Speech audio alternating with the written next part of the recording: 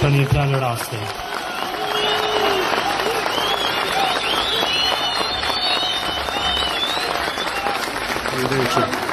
Faleminderit shumë.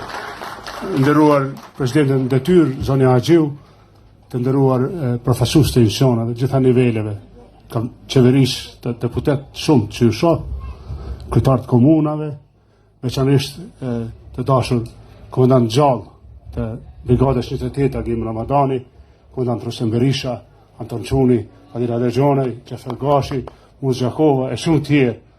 Pra, është në nder tonin të vim çdo vit këtu e të jetojmë me ndjenjen e asaj sakrifice, të asaj lufte heroike, e të atij kontributit të madh për shirimin e atë bërë nga mos them qindra mijë luftarë të brigadës 28 Agim Ramadani, edhe është poshtu nder që ndojmë para familjeve të dëshmorëve, para familjes së Shaliçekut, Agim Ramadanit, Gjemal Fetahaj, e të 114 të tjerëve që dhanë jetën pra muktu në trojet tona, në kufirin që padejqisht në kanë da aqat, edhe që u banë themeli lirisë.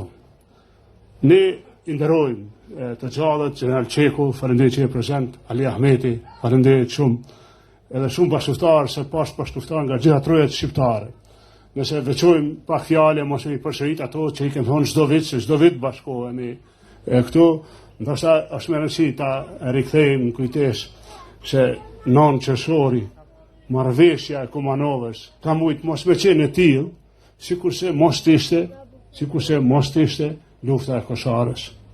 Pra një epilog i luftës do të arrihej, po pa luftën e brigadës Koszarës, pa këtë intensitet të sulmit, pa këtë intensitet të goditjes ndaj armikut, pa depërtimin frontal e marrjes së një pjesë të territorit në përgjithësi të armikut, është e mundur që 9 qershori, marrëveshja Kumanovës ka mujt me qenë tjetër, ka mujt me qenë më e keqe. Nikosisht, shumë obligime të marrura më herët, kanë mujt me sjell pasoja për Kosovën me 9 qershor, sikur mos ishte lufta e Koszarës, betejë e Koszarës, luftarët e Koszarës. E pse? Intensiteti i luftës sonë për Serip në zonat operative nuk ishte aq i lartë. Pa lufta vazhdonte, UÇK-ja bënte detyrën e vet, po intensiteti i luftës nuk ishte i tillë që me dëshmu një fuqi zjarri, një fuqi lufte, një fuqi godice, edhe me u vërtetu se jemi një palë serioze luftarake, dhe që kur arrihet funi i luftës, mos me vendos kushtet qia për Kosovën.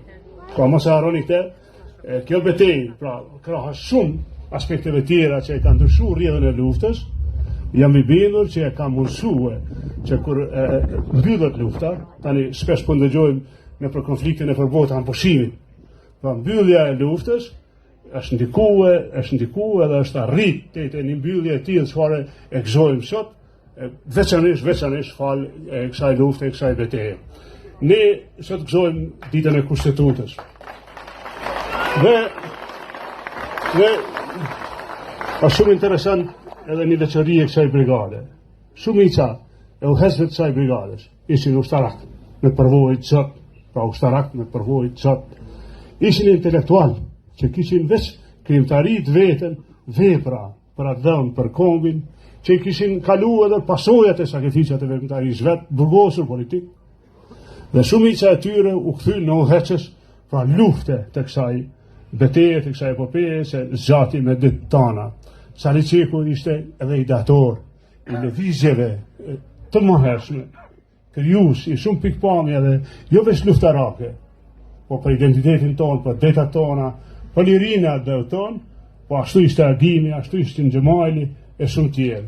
Ne nuk na vjen shumë me shtu në një ditë si kjo, por po e vërtet është trashësi, në themelët lirisë sonë është një sakrificë e madhe, do të vazhdojmë me ushqim me respekt ndaj sakrificës tonë për liri, për jesëm kujtimi për gjithë ranë.